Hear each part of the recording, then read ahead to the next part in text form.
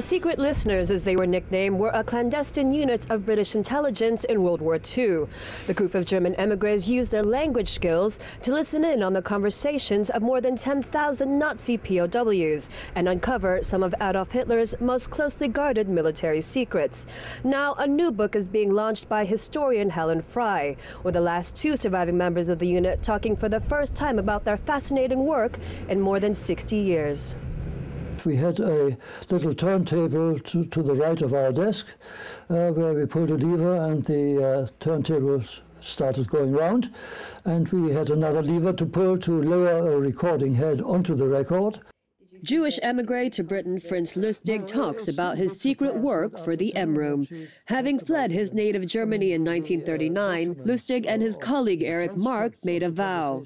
They were going to do all they could to oust the then leader of the Third Reich, Adolf Hitler. We didn't feel German. As soon as I entered Britain, I wanted to integrate as quickly as possible. And after war broke out, we all realized that the only way of getting rid of the Nazis was to win this war.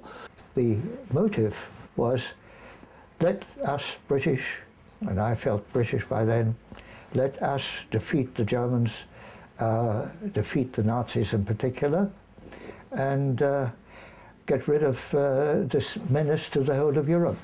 The two men were part of a clandestine unit of British intelligence in World War II called the M Room, with M standing for mic'd. The Brits needed German speakers to eavesdrop and record the conversations of more than 10,000 Nazi prisoners of war.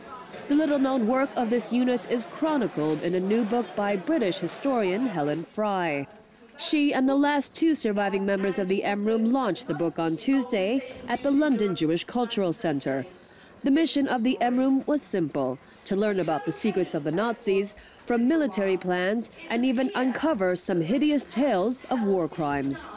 There were 3 M Room centres, but Fry says the most prominent was Trent Park in North London. It was set on a stunning estate, and detained were some of the Nazis' top generals.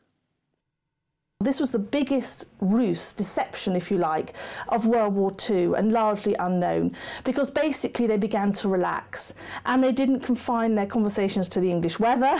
They started to literally spill secrets. One of the biggest revelations to come out of the recordings was the discovery of the Nazis' so-called secret weapon, the V-rockets.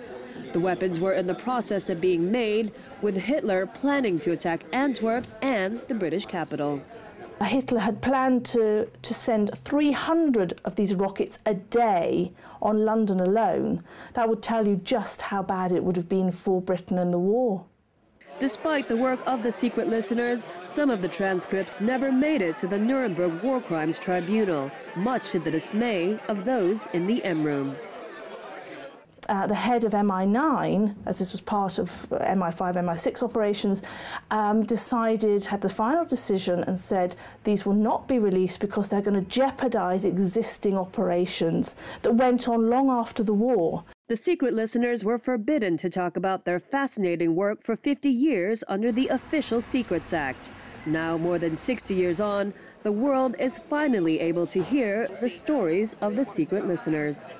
We felt that we were putting something down on paper for the war effort, which was vital.